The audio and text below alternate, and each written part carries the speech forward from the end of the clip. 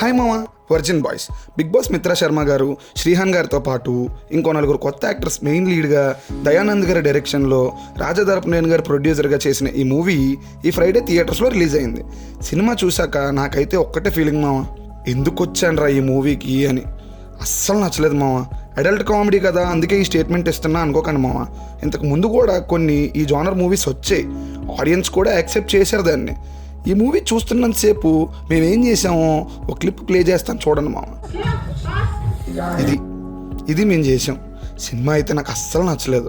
ఈ మూవీ చూస్తున్నంతసేపు నాకు పూరి గారిది దేవుడు చేసిన మనుషులు ప్రమోషన్ టైంలో చేసిన ఓ డైలాగ్ గుర్తొచ్చింది. స్టోరీయే లేకుండా మూవీ తీశాను అన్నారు ఆయన. ఈ స్టేట్మెంట్ ఈ మూవీకి బాగా వర్కౌట్ అవుతుంది మామ. అసలు స్టోరీ లేదు, స్టోరీయే లేని సినిమాకి స్క్రీన్ ప్లే ఎక్స్పెక్ట్ చేయడం అంటే పాపమే.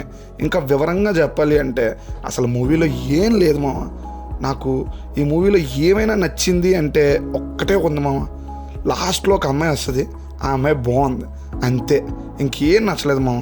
యాక్టర్స్ యాక్టింగ్ వర్కౌట్ అవ్వలేదు. ఉన్నంతలో శ్రీహాన్ గారి పర్ఫార్మెన్స్ బాగుంటుంది, కాకపోతే అది కూడా గుంపులో గోవిందా అంటూ వెళ్ళిపోతుంది. మ్యూజిక్ ఒక్క పాట గుర్తుండదు. ఇంకా బీజిఎం గురించి అయితే మాట్లాడుకోవడం అనవసరం. ఎడిటింగ్ సినిమాలో ఏం లేనప్పుడు ఎడిటర్ మాత్రం ఏం చేయగలరు మామ.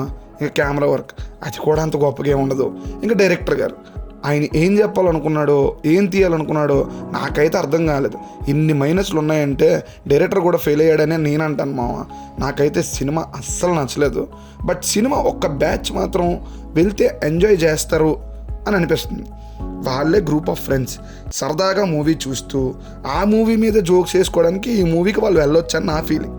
మిగతా ఎవరికైనా నేనైతే రిఫర్ చేయను మామ. వెళ్ళాలి అనుకుంటే మీ ఇష్టం. నెక్స్ట్ ఇంకో మూవీ రివ్యూతో మళ్ళీ కలుద్దాం. బాయ్ మామ.